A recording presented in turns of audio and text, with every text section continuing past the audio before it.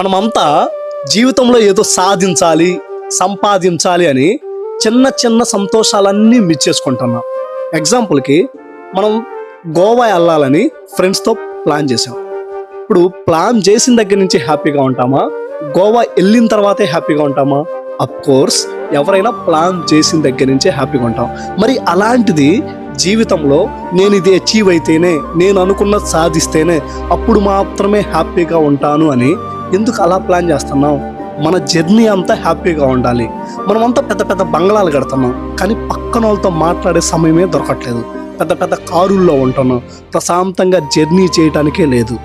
అరే, రీల్స్లో చూసి సంతోషిస్తున్నాం, మన పిల్లలు చేసే అల్లరిని ఆస్వాదించలేకపోతున్నాం.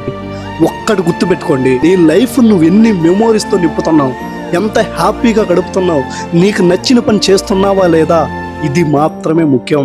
This is mister Rao.